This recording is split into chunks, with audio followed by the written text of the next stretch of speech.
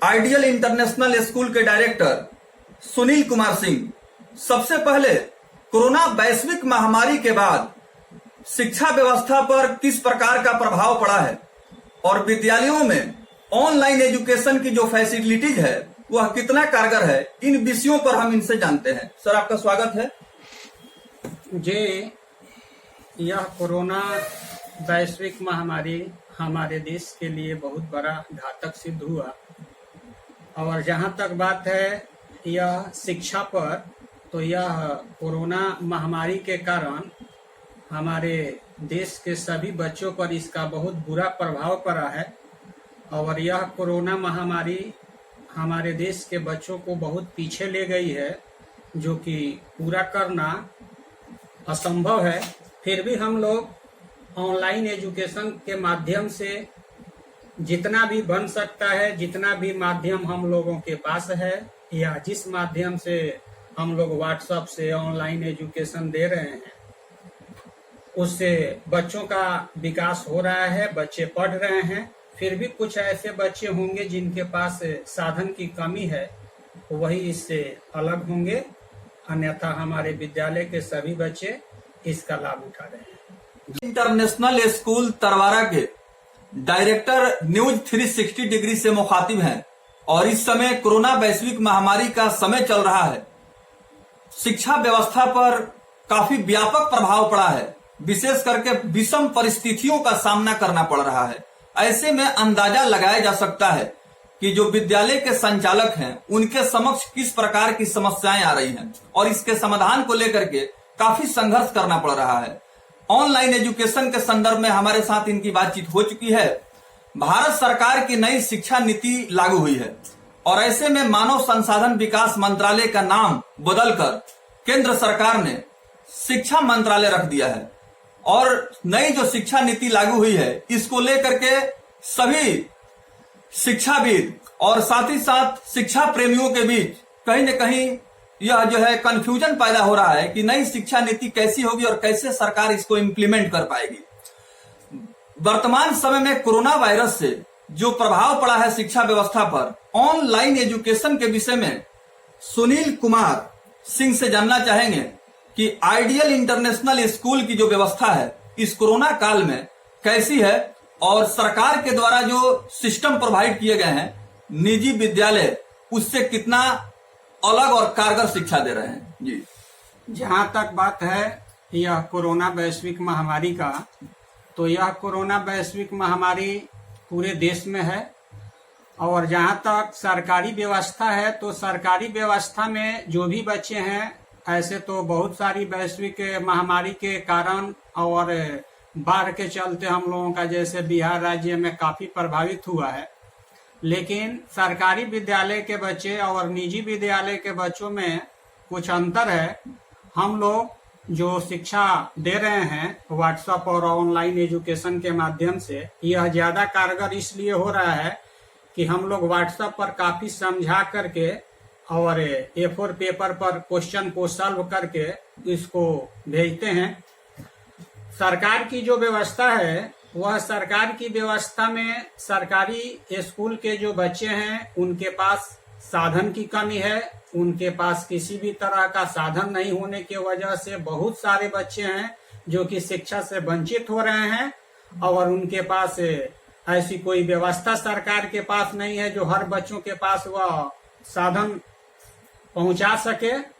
दूरदर्शन पर, टीवी चैनलों पर वह जो पढ़ाई हो रही है उससे बहुत ही कम बच्चों को ही लाभ पहुंच रहा होगा, लेकिन निजी विद्यालयों में जो ऑनलाइन एजुकेशन से पढ़ाई हो रही है इसमें ज्यादा बच्चों का लाभ हो रहा है, क्योंकि ऑनलाइन एजुकेशन के माध्यम से निजी विद्यालय के बच्चे ज्यादा समर्थ हैं अपने साधनों को जुटाने में। इसलिए ऑनलाइन एजुकेशन तो बहुत दिनों के लिए नहीं होता है, लेकिन ये तो वैश्विक महामारी है, इसमें कोई कुछ कर नहीं सकता है। इसलिए यह जो हम लोगों का एजुकेशन देने का जो तरीका है यह बहुत बेहतर है और जब तक विद्यालय नहीं खुलता है हम लोग इसी प्रकार से बच्चों को शिक्षा देते रहेंगे। जी, जी। और जहाँ तक बात है नई शिक्षा पद्धति का, तो यह 34 साल के बाद इसमें परिवर्तन हुआ। यह मानव संसाधन विकास मंत्रालय को बदल करके शिक्षा मंत्रालय नाम रख दिया गया। इसमें बहुत सारे रूल रेगुलेशंस आए हुए हैं जो कि भ्रामक हैं। लोग इल्यूजन में हैं, लोग भ्रम में हैं कि पता नहीं किस तरह का क्या नियम है। ये 5 3+3+4 का फॉर्मूला भी अभी बहुत लोगों को पता नहीं चल रहा है। क्या सब्जेक्ट होगा, क्या सिस्टम होगा, इस पूरे बायोलॉज और पूरे रूल रेगुलेशन के पढ़ने के बाद ही ये क्लियर हो पाएगा। लेकिन जो भी सरकार की गाइडलाइंस होंगी उस सारे गाइडलाइंस हम लोग पालन करेंगे और उसी शिक्षा, उसी नीति के अनुसार हम लोग बच्चों को शिक्षा प्रदान करेंगे। जी, हम लोग जानना चाहेंगे, मेरा व्यूअर्स जानना चाहेंगे कि आपके school Ideal International High School में जो सत्र सेशन 1920 है, उस सेशन में जो बच्चे 10th क्लास में परीक्षा दिए थे वो कितने अंकों से उत्तीर्ण हुए हैं, इसके बारे में कुछ बताएं। देखिए, हमारा विद्यालय के बच्चों का रिजल्ट हर साल अच्छा होता है और इस साल भी बहुत अच्छा आया हुआ है। हमारे यहाँ बच्चों का रिजल्ट 92%, 91%, 89%, 88%, 86, 84, 82 इसी तरह से सभी बच्चों का रिजल्ट आया हुआ है, जो सीवान जिला के लिए एक गौरव की बात है। नेशनल स्कूल तरवारा की बात हो रही है और हमारे साथ बातचीत कर रहे हैं इस विद्यालय के व्यवस्थापक सुनील कुमार सिंह। इनका कहना है कि भारत सरकार की जो नई शिक्षा नीति लागू हुई है, इसको लेकर के कहीं न कहीं कंफ्यूजन है, भ्रम है कि यह शिक्षा नीति कैसे इम्प्लीमेंट हो पाएगी।